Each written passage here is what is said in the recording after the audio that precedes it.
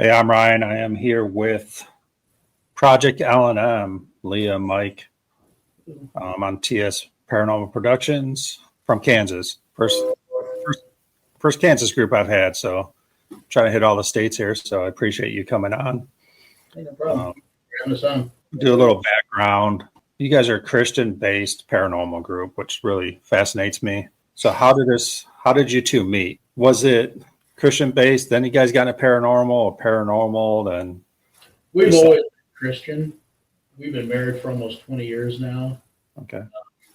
We we didn't start in the paranormal until about 3 years ago. We're relatively young. Yeah. But we're fast learners. The way it all started 4 years ago now, huh? Mm-hmm. 4 years ago, Leah had a series of I can't even talk, medical emergencies, which sent her to the hospital. While she was in the hospital, she ended up going into cardiac arrest twice for a total time of 13 minutes, I believe, 14 minutes. Yeah. Can't remember off the top of my head. I feel like so. She spent about 3 months in the hospital recovering. After she woke up from her coma, she told me about her experience with meeting Jesus and everything that she was experiencing in there. Then they sent her home to recover for the rest of the year. It took about a year recovery and upwards of 25 to 30 surgeries. When something like that happens to you, you realize how finite life is, and one day you're here, one day you're not. So we decided we're gonna start living life now and not wait until retirement. So one of the things that we've always wanted to do was go on a ghost hunt. Never done it before.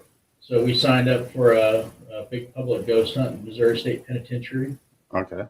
And, go big or go home. First, yeah. We were getting ready for this and unpacking my bag, and I have no idea how to pack for a ghost hunt.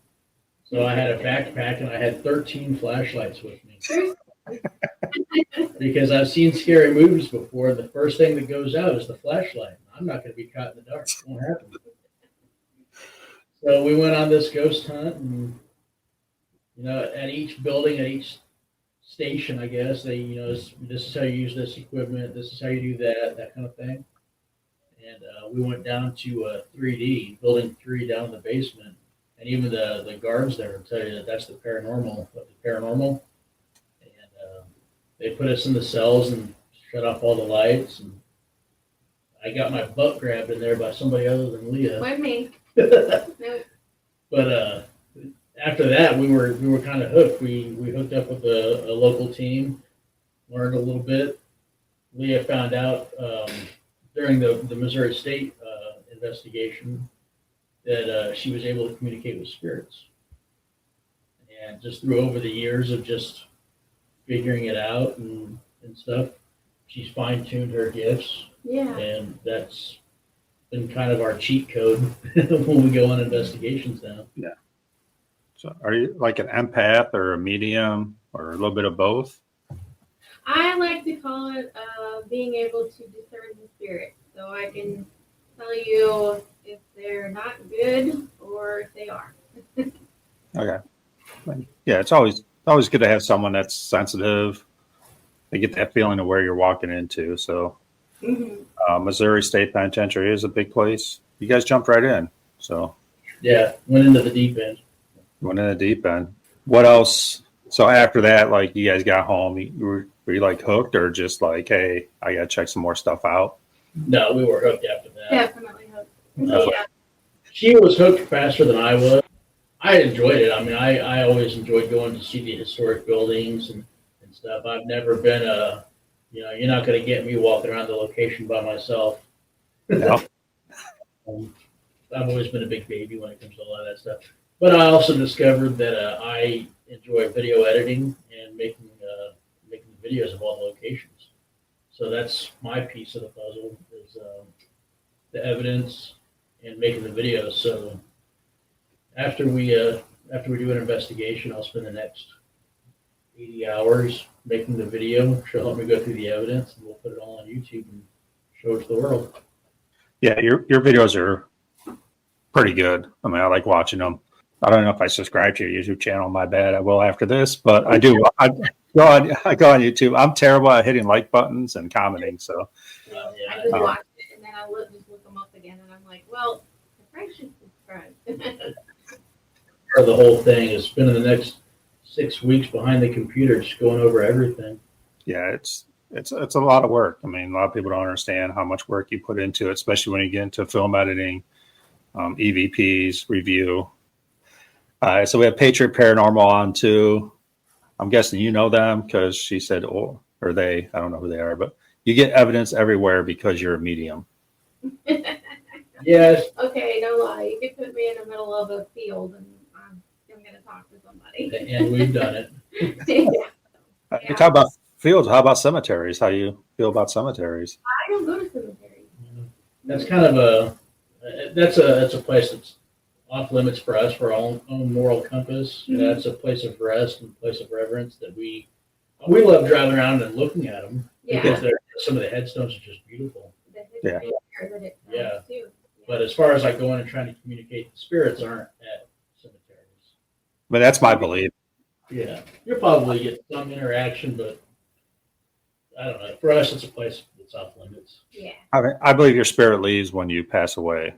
Me personally, I'm not going to go hang out at a cemetery. So Way better places to hang out. yeah, Yeah. way better places. I mean, that's my belief. A lot of people are big into cemeteries, saying they're haunted and stuff. You do and rock on. Do it. Yeah. As you said, it's I don't say more respected place, but it's, if they are there at peace, they're there for a reason, and leave them alone. So that's my, Kansas. What is your guys' hot spot out there? Do you guys have a go-to place? We've got a few of them. So right here in Abilene, Kansas, where we are at, we have it's an old Abilene town that we kind of help out with their paranormal side. Old Abilene town is Abilene was the end of the Chisholm Trail, where the cowboys drove the cattle up from Texas.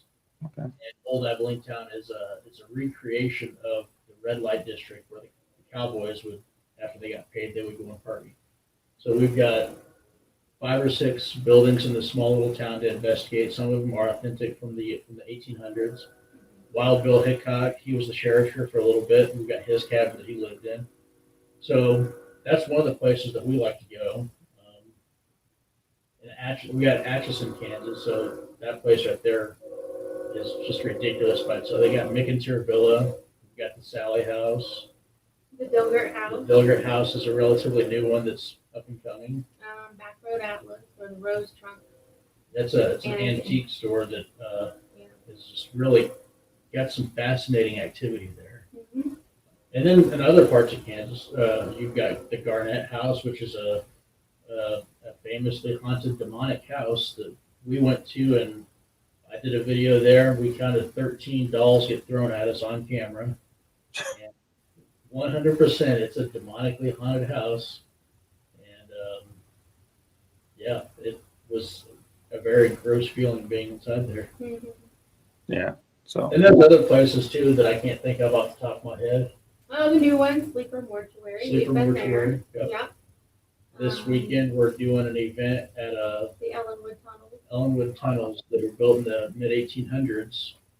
I think that's it Yeah, that I think of. I saw you guys post pictures about the tunnels. I'm like, are they in the UK or? I'm like, they looked old. the funny thing, so the immigrants that came over and settled in Ellenwood were from Germany, Okay. and I guess that was a popular thing to do in Germany was build the tunnels for like wintertime because it was always a constant temperature there. So they did the same thing here, and they just one day I'm not sure the exact history, but one day they shut the doors and never went back down there until different building owners over the years opened it back up. Everything that's down there was down there when they were all there. Yeah, there's a harness shop down there, remember? And he did all the stuff for the horses, and then they had cars, and then he just shut the shop down because there was no need for it anymore, and all that stuff's still down there, which is really cool. Yeah, That's it's a cool. really neat place historically. we're going to do an event for them to help raise money for the tunnels to keep them going. And that's what a lot of people don't understand, like the money that is put into these places. And there's people like you out there that are helping keep them restored, because if they weren't restored, They would just get torn down. And they'd be gone. And not really care about the paranormal part about it. I mean, I do, because that's a lot of people, spirits there, but just the history of it was gone then. Yeah. I mean, you always see old pictures of like, oh, that would be cool to investigate, but it got torn down 100 years ago. So, Yeah. you guys mentioned new places popping up. Is that, I mean, we have it in Ohio. More and more places are popping up, and it's kind of hard to defer. Are they doing it for the money, or are they doing it to keep it, alive, I guess you want to say? I mean, what are you? A little bit of both. Some of it's for the money, and some of it people are genuinely into the history.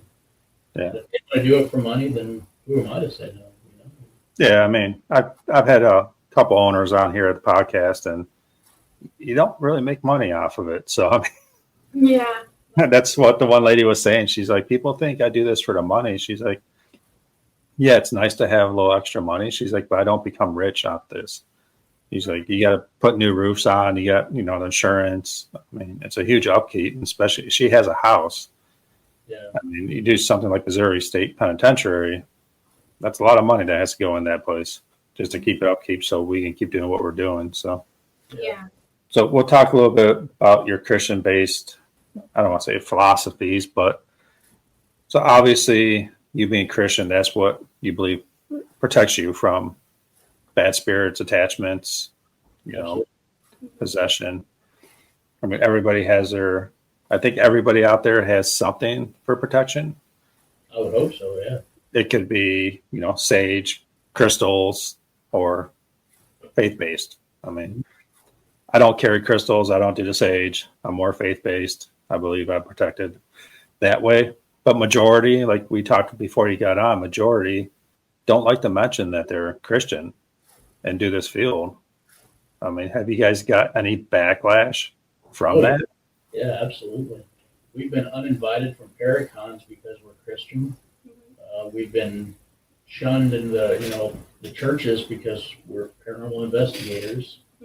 So we get it from both sides of the fence, honestly. And Doesn't it bother doesn't me. bother us. I mean, That's good. Jesus was persecuted too because of his faith. Yeah. So- I mean, we're not comparing. I'm not ourselves comparing, to but I'm that. just saying you're going to catch hate no matter what. Yeah. I just find it interesting because it's not hugely talked about in the paranormal world. I think it's coming up a little more and more. Well, I think it's because there's a lot of controversy and people misunderstand that, well, the church misunderstands that it's supernatural. The Holy Spirit is supernatural. So, and you're talking to spirits, and there's the Holy Spirit. So, I mean, and then who do you go to when you think you have bad, like, I don't know, you have a demonic haunting or something? Who are you going to go to? Well, The church. go to somebody, the church, Yeah. right? So you might as well just go right out the gate with it and have Jesus and his angels protect you right out the gate wherever you go. And I like to let people know that it's okay to say, I'm a Christian and I'm a paranormal investigator and I'm here to help you. It's okay to be both. Yeah. I And mean, when we do home investigations, which is what we really like to do, people are actually happy that we're Christian, and this is the authority in which we come into these places with, and this is the mindset that we come in when we do these investigations. We've gotten a lot of, actually, I don't think we've ever had a negative feedback. No, what's funny is they're very hesitant, but then after they've met us and they've investigated with us, it's the complete opposite. They're like, wow, I want to do that again. That was really cool. There's a question on here from Michael Messina that's actually a really good question. How do you rectify children ghosts and a merciful God? I am a Christian and it bothers me a lot. That's a good question. Mhm. You want to cut into that one, or you want me to? Because you have a better communication with them than I. I have my theories, but you actually. Well, It is a very good question. Now, when a child spirit comes along, they're usually about the age 7 and up, because that's when you. This is gonna get pretty deep. That's when you have a conscience. When life has hardened you and you choose right and wrong, you choose to do wrong instead of right, and or they died in a very traumatic way. We pray for them. I've also come across spirits that are younger than that, and when they're younger than that, they're helping another spirit, helping another child spirit. So it's, I mean, how would you explain it? I get lost. They're sitting down. They're there with a purpose. Yeah. You know, God has allowed them to make to communicate for a reason, and whatever that reason may be. Now we believe that when kids die, they go to heaven. Mm-hmm. They're not stuck here like other spirits would be. They go to heaven and they come back for a reason. We got somebody pretty hot here in the comments. Yeah, that's what we read the comments. People who go to cemeteries. What we said was we don't go to cemeteries, and that's what you like to do. Then rock on. That's just our moral compass. We don't go to cemeteries, but I know you do. You go on TikTok Live, hit it, bud. I got no problem with that. Yeah. I'm not saying it's bad. No. That's just our thing. Is we don't. Yeah, I mean, that's the one thing about the paranormal world here is like your beliefs. Like, You do a lot of stuff there, so yeah, I mean, there's beliefs of just like, religion, like don't do this and do this. And when you get into the paranormal field, it's the same thing. You got people out there that, go to cemeteries, don't go to cemeteries. It's not right or wrong. It's what you believe in and what you want to do. So we're not bashing anybody here. I just don't go to cemeteries because I don't believe they're haunted. No offense, Josh. Sorry. I mean, we're not bashing you, man. I'm not. Sure, your question about kids, Mike. And if you have more questions, you can send us a message and we can. Yeah, ask away. Mike is one of my members of my group, so. Oh, okay. Yeah. And I'm going to bash him a little bit. That's the most intelligent question he's ever asked. So, sorry, Bird. No, we're going out Friday to Grand Midway to do an investigation. So, It's always best if you do come across what you believe is a child spirit. The Bible says to challenge every spirit you come across. Yeah. Challenge in the name of Jesus. Are you here for?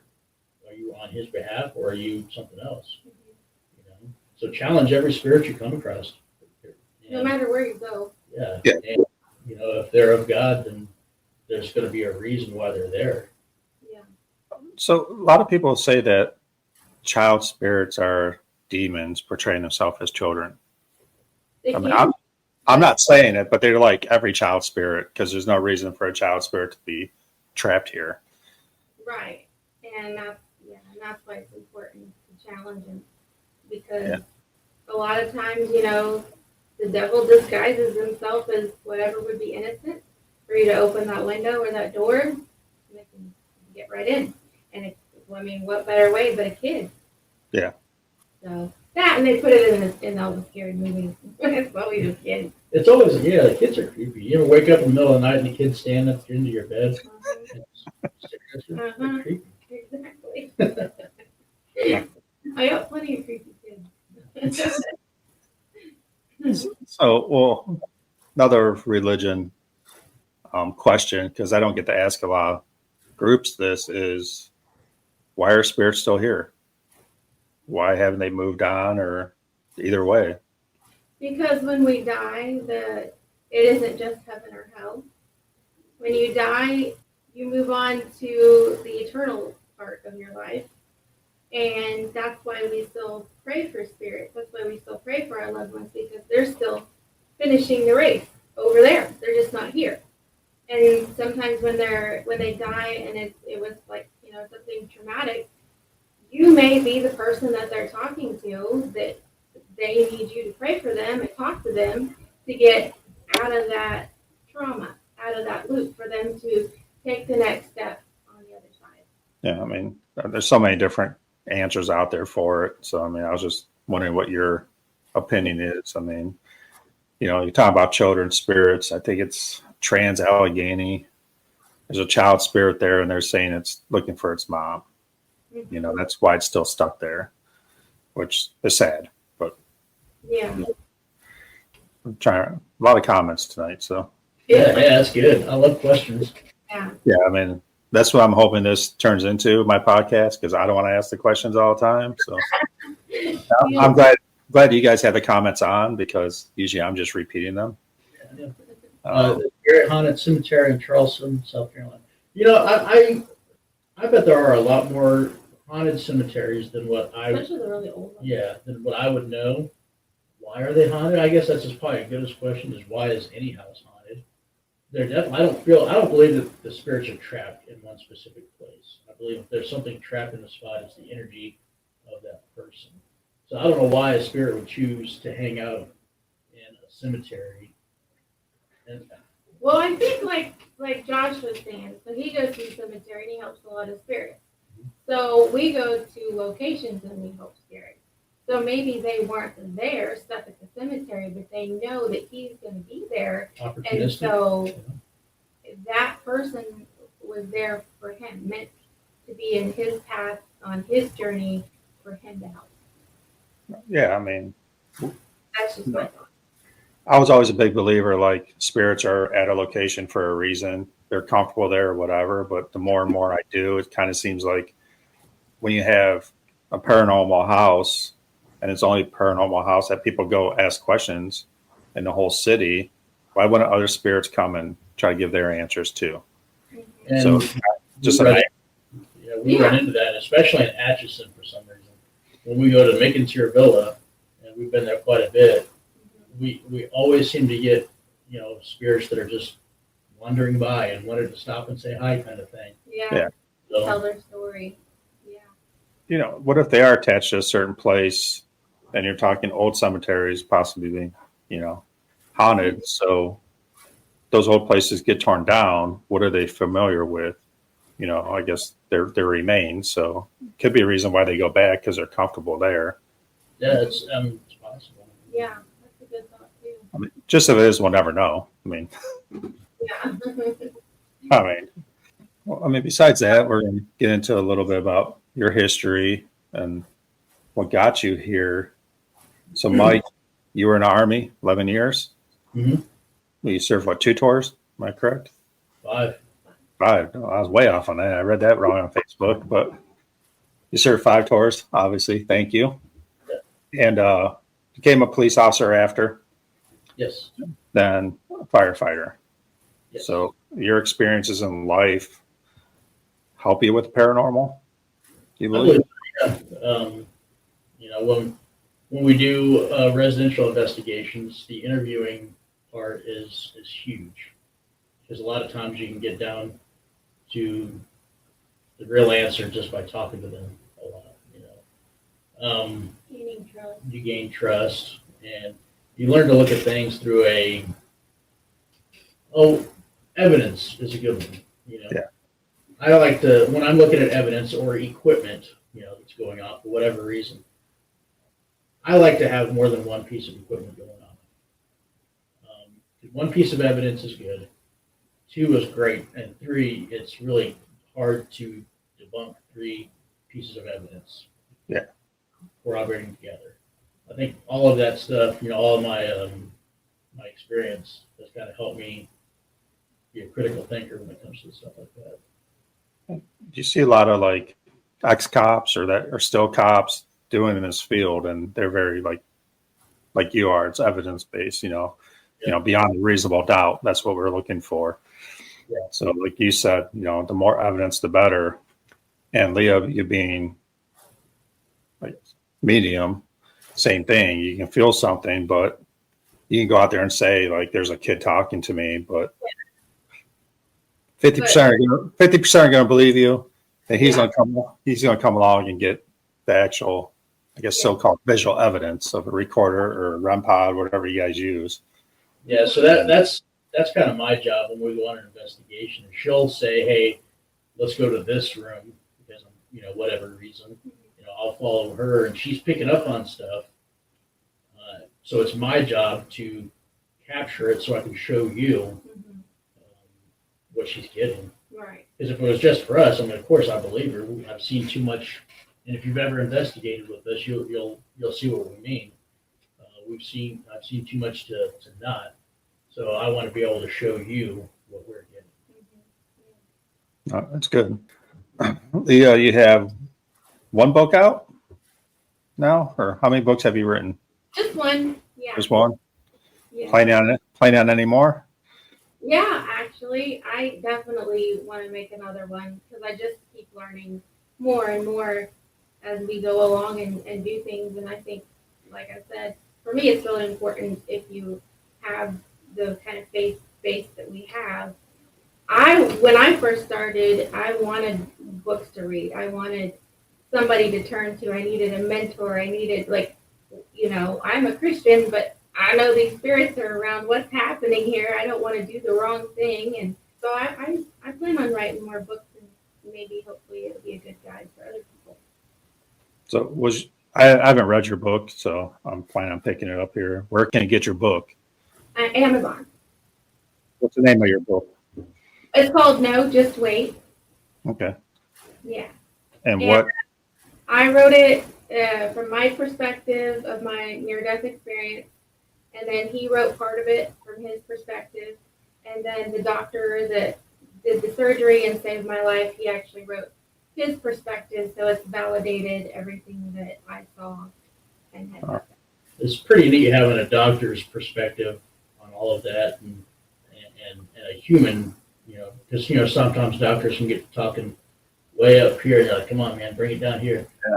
It's kind of neat to hear the doctor's perspective on everything that she experienced. It was really neat. Yeah. Paranormal After Dark. I mean, it made a good point there about the, floods, losing all the bodies down in Charleston. I mean, that could trigger a lot of stuff down there. Oh yeah, that would be some unrest for sure.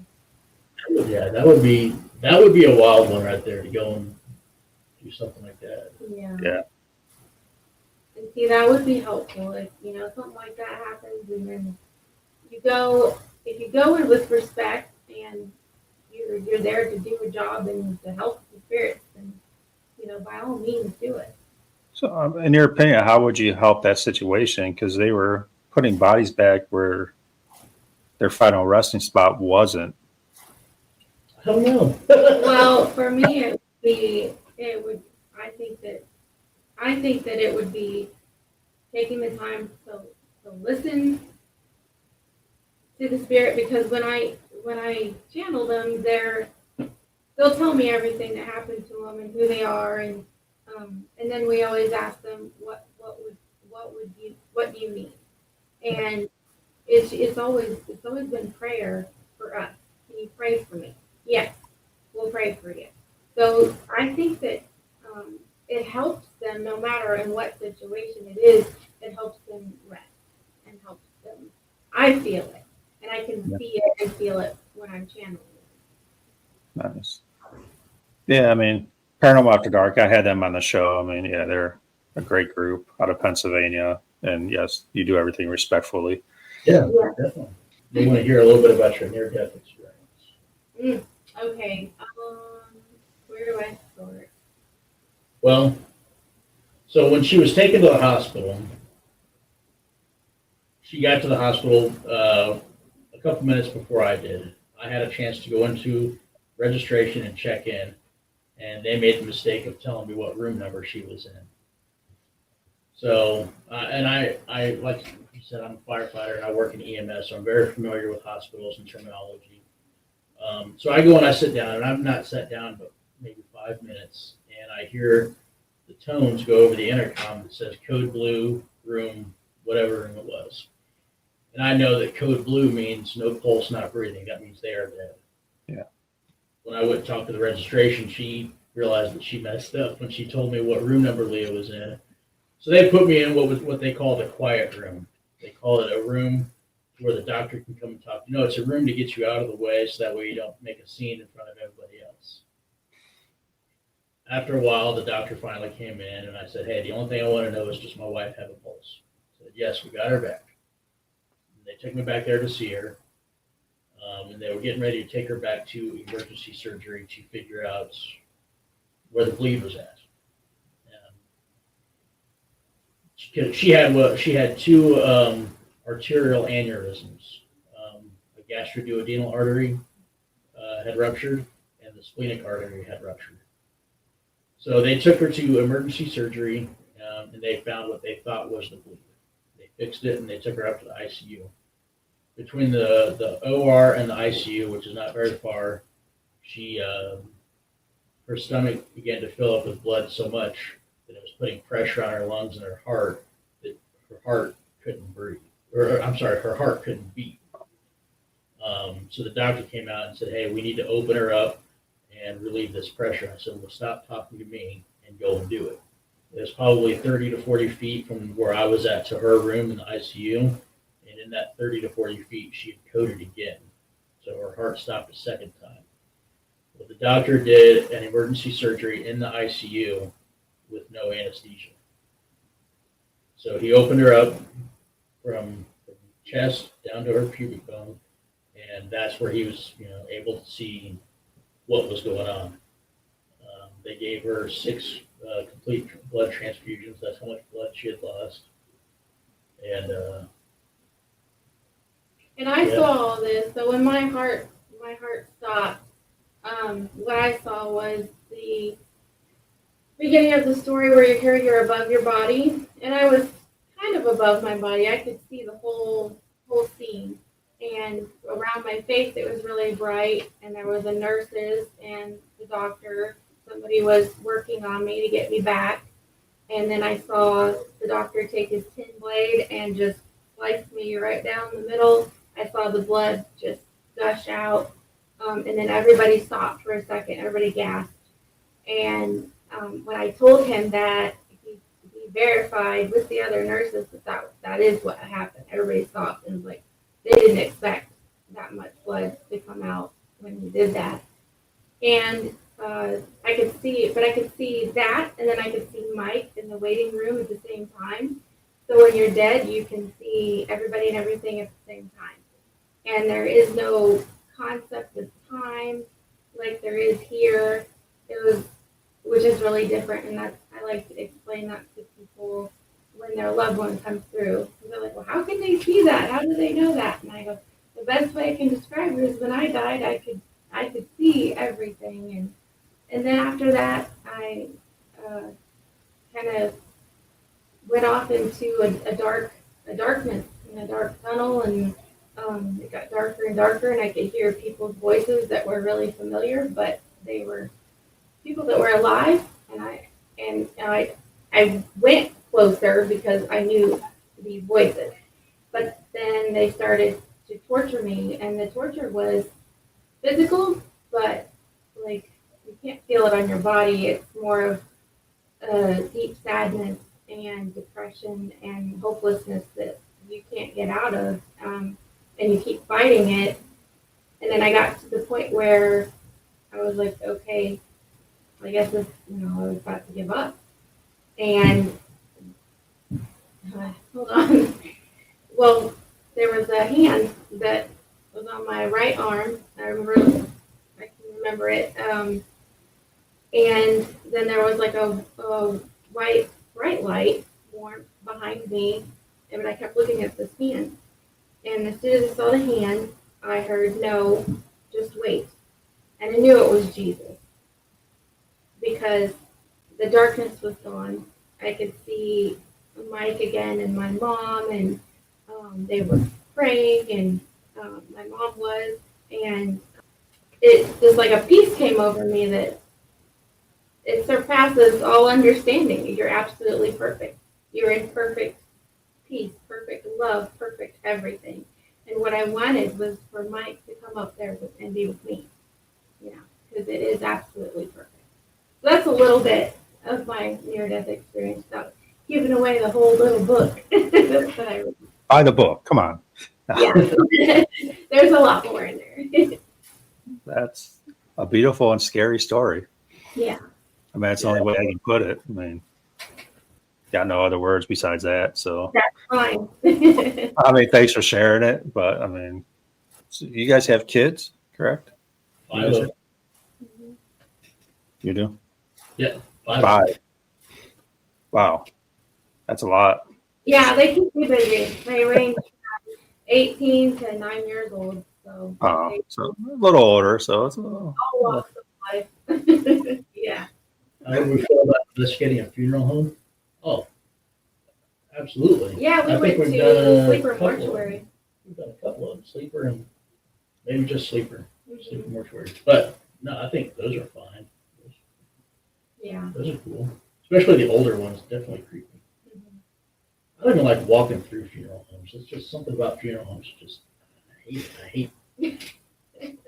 I can be around dead bodies, but something about after a dead body has gone through the process at a funeral, it just freaks me out. I can't do it. Asylums, yeah, get away from me, bud. Asylums are they're always exciting, and I think they're important too because the people that were there, especially in the early 1900s, late 1800s, they weren't very good places to be. Yeah. And so many of those spirits were neglected and abused, and they need to be heard, and they need to have their story told, and they need to have people praying for them. And yeah, you're going to go to some places where you're going to have some really crazy off the wall experiences because people had mental problems. I mean, I would think the spirits, that energy is going to be there as well. Yeah. So It's not them after they die, but I think it's the energy, yeah, of them that was there. Yeah, I think asylums and hospitals you get a mix. I mean, I said you have mental cases, you have people that were not really supposed to be there. They got misdiagnosed or just shoved off there because it's 1800s, 1900s. But then you have the aspect of the staff members too. Like I always say, like the nurses that took care of these patients, for 20 years. I believe a lot of some nurses are still there, still doing the same thing, taking care of the patients. So you got a lot of mix. Like hospitals is where life begins and life ends. I mean, a lot of spirits there. So Yeah. we'll get off this a little bit. Equipment wise, ask some generic questions. Besides Leah, what's your go-to equipment? Well, it depends. I like cat balls. I'm not gonna lie. I love cat balls. If I'm doing a residential and I'm trying to capture real evidence, I guess, I like video and audio. It's EVPs and DVRs and cameras are always the best. Now, if I'm just out having fun at a place or doing an event, I like REM pods. We have a tripwire, which it's okay. It's kind of fun. REM pods are my favorite. Yeah. And I like cat balls. And We got that. We got the cap all down. No, that's funny because you go to any, popular place and you're going to trip on cat balls. People leave them all over the place. So Yeah. there's times I leave with half of what I brought, and there's times I leave with 10 more than I brought. I think we're down to like 5 and we started with 1. every year we buy a new box. Oh yeah. Yeah.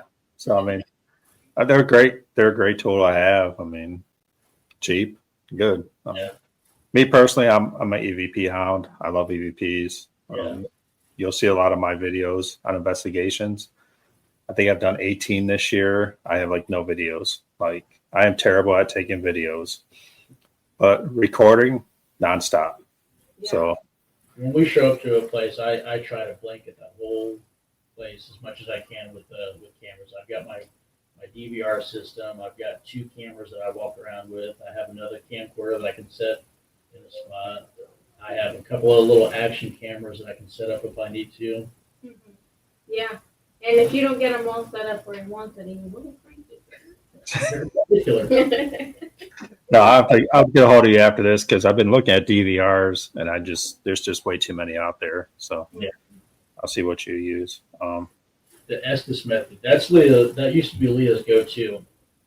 And Yeah, the white noise I could channel really quickly. It was just instant. I don't hear whatever the radio is saying. It was literally just the white noise and the fast frequency, and I'm just off.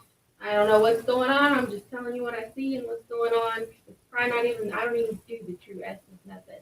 Now, the real Estes method, I think is pretty cool for people who don't use it to channel like I did. Like when you put them on. I can't stand it. That the noise, it just drives me stinking nuts, and I can't do it. Yeah. Oh, it's definitely not for everybody. I'll tell you that much. I mean, people always want to try it, and they're like, "How can you do?"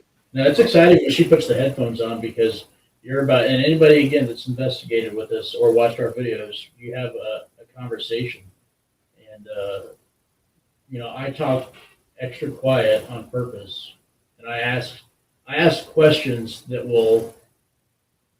that she's not going to know. I'm asking, like, what color are my shoes? What logo is on my hat? Just stuff like that, just off the wall. It's kind of I like to call them control questions, and she answers them. One really good Estes that we had on our video was at Edinburgh Manor. We did a double Estes, and that was probably one of the best ones that we caught on camera. I like watching it afterwards because I don't know what's going on. Yeah, you don't know what's going on. So when I watch it, I'm like, what? I asked the question, what's on the guy's hat behind her, and obviously she can't see behind her, and he was wearing a Browning hat. I'm not a very observant person. So Not gonna lie. yeah, that was probably, go check that video out, Edinburgh. Yeah. And, that was a real neat one. So, plan-wise, future. I mean, do you guys stay a lot around just Kansas, or is Kansas yet, or do you guys? We go as far as the bank account will allow me. Yeah. Yeah. We went up to Broadhead, Wisconsin, which is a phenomenal place. I highly recommend that place. I caught some of my best shadow figures on camera there on the DVRs. What did we count? 11? Mm-hmm. 11 shadows walking out of a classroom on camera. Yeah, it was Crazy. really cool. And then on the other end, Leah was walking out, and right in front of her, you see a white mist come out. You can see the eyes. I saw it with my eyes, so I was so happy when he got it on the camera. I was like, yes. And Bill Walter, the owner of the place, he's got this really cool experiment. So he's got the place set up for a year-round haunted house. Well, not year-round, for a haunted house in October, which always it definitely ups the creep value. Mm-hmm. But downstairs, he's got a fog machine that he lights the room up with lasers in the fog, and you can actually see the spirits walk through the fog. It's the craziest thing. Yeah, I saw you guys post that Have a they? couple of I remember that part of the name. But it's we got that on video and some really cool stuff there. So that was a really cool place to go to. Then we went up to Indiana and Ohio a couple of times. Yeah. I think this next year we're gonna try to hit Iowa. We'll be in Iowa quite a bit, yeah. Yeah, and that's as far as we've gotten. Yeah. We go to Missouri a lot now. Yeah, this year we spent a lot of time in Missouri. Thanks, Patriot. They're always like, hey, check this place out. And I'm like, yes, because they find some really cool places out there. And I like the ones that are not over investigated. Yeah. You get to the places that are too popular, and people do a lot of stuff there that attracts some not so friendly spirits, and then it just takes all the fun out of it. Yeah. So if I'm going to Kansas, name one or two places I have to hit. The paranormal investigator. The Vacantier Villa in Atchison and Leveling down here in Abilene. Yeah. Oh. We I was will happy. come on out. How far is Use my DVR cameras are Zosi, Zosi, and then my regular cameras they're just some cheap 4K cameras that I got on Amazon. I can't even pronounce it. The name's Chinese or something, but they do a pretty good job. I mean, that's what all my videos are. Yeah. Yep. anything else you want to talk about? We hit everything right now. So, I mean, let's talk about kids right now. not just your kids, but do any of your kids go do any investigation, the older ones? We've taken our oldest on a couple. Not our oldest, I'm sorry, our second son, Yeah. 16. He's gone on a couple of 17. investigations. Is he 17? Mhm, Oh, 17. God, Let's see. he's gone on a couple of investigations, and he's oh darn that kid. He's pretty brave. He just takes off and does his thing. Yeah, no problem. And he's pretty sensitive. He knows when they're around. Yeah.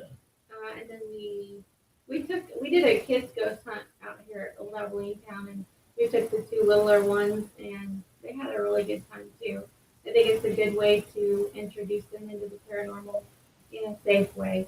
Yeah, we did you just say the kids investigation? Yeah, I did. All the kids that we took. Mhm. Okay. Oh, I you're right here. I took a walk for a second. It's kind of a big topic right now with kids doing it, and some people I think obviously how you approach it. Like if you have the right people, like you two, like you know what you're doing, and respect the spirits. I don't see a problem showing them the right way.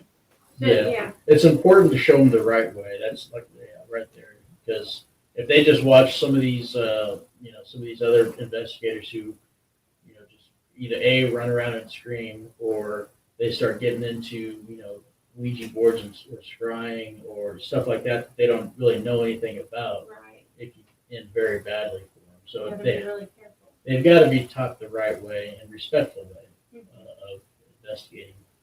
And Yeah. what evidence is real and important? Yeah. I mean, You know. you put a bunch of kids in a room in the dark, and they're gonna just run around and scream. So you gotta It was calm a them lot down of and fun. let them know that not every creak or breeze is a ghost. Well, and not every spirit is mean. Exactly. Right. I mean, everybody's so scared of the unknown. Mhm. And I've run into that where someone said they had a kid spirit at their house and they were scared. And I'm like, just roll them up. Maybe the kid just wants to play. Like, roll a ball. Like, I mean, who knows? Yeah. It could just be a spirit that wants to play. I mean, it's nothing And if- scary. Even if it's a mean spirit, doesn't mean it's a demonic spirit. Right. Yeah. It's just an old guy who's an asshole. That's the big thing. Like, so demonic. What percentage do you actually think is demonic out there that people say? I think it's more than You said more than it needs to be? it used to be. Used to be. Why is that? I think we run into it more than I thought we would. That's just Okay. Well, and people perceive demonic experiences way different than we do. I mean, so take her and I for an example. We went to the Sally House, which is the Sally House. Yeah. It's a famously demonic haunted house. We're both sitting in the living room or in the basement. No, we'll talk about the basement. Mhm. And I'm fine. I am cool as the day is long. There's nothing going on. And she's like, no, there is something dark here right now, and I don't like it.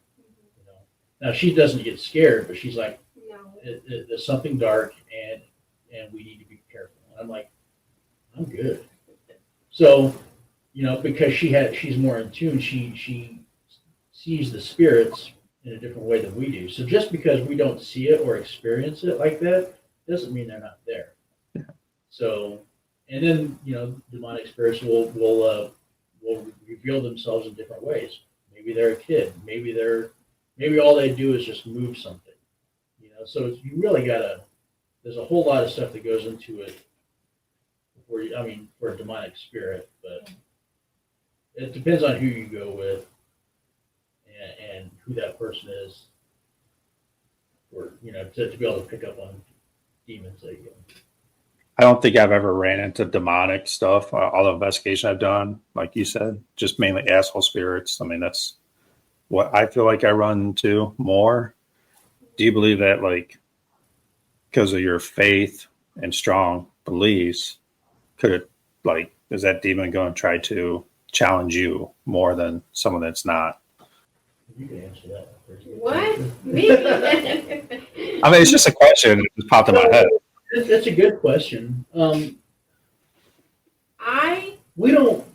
We don't sit there and try to play around when we come across something that we believe is demonic, because I don't want to give them an opportunity. Well, you're not to engage in conversation with it. So Yes. if you know it is, you need to just. As soon as we realize that something could be demonic, I stop her and we jump straight into prayer. Okay. Now, you're going to have residual feelings from all of that. When we went to Garnett House, that house affected us for a long time, months. Whole life. Months. And so whenever we come across something that we believe is demonic, we jump straight into prayer and we just leave it alone. It's not going to leave you alone until you get some protection. You call the name of Jesus and have his angels come down. That's the only thing that's going to stop them. Your rocks, your sage, and stuff like that. That's not going to protect you from the demon. I mean, that's a good answer. I mean, glad you said you're not going to push the envelope there. No, we don't. If you ask me to go and investigate this house on this street, it's a famously demonic house. No thanks, but I'm good. I believe you. I don't need to go there to experience that. I'm good. So we've gotten a lot pickier over the years of where we go. We like to go to battlefield houses. Like Battle of Lexington, Oliver Anderson House. That was amazing because it's not overly investigated. People don't go in there and stir stuff up with Ouija boards and stuff and accidentally invite something in, or on purpose invite something in. So that it's a true, authentic haunt. And because, like I said, it takes the fun out of a place when you go in there and there's something not nice and it scratches you, or it smells like rotting meat, or it throws stuff at you, or it's talking, just vileness, and you don't want to. Where's the fun in that? Yeah. Anybody that's truly experienced a demonic haunt knows that's not fun. I mean, as paranormal, Surface of it, so I don't want to say we're truly experienced. We've only scratched the surface, and I'm good there. I mean, as paranormal investigators, we're majority are out there trying to get answers. Mm-hmm. That's what we do. I mean, that's what majority do. Big majority now just want TikTok followers and views, but yeah, if you're really into this for the reason, and then you're going out there to get answers and maybe help that spirit or help a family out that is dealing with something. So there's really no reason to go in this is demonic house. Hey, let's go in and what are you going to accomplish? I don't. Right. Now, if we, because like I said, what we like to do, our main calling is to help people residential living. If we go in there and it happens to be demonic or dark, what have you, then that's different because we didn't seek it out. And we're helping somebody. Yeah, totally different. So, all right. Well, again, I appreciate you two coming on. Again, follow them on Facebook, their YouTube page. I really appreciate you being open about how you investigate in your beliefs because it's not out there that much anymore. I think more and more people are coming out as that. So, I mean, I'm happy. Be unapologetically Christian. Leah, thanks for sharing your story. Definitely going to go get your book. Stay real. We'll talk to you later. Again, thanks for everybody joining.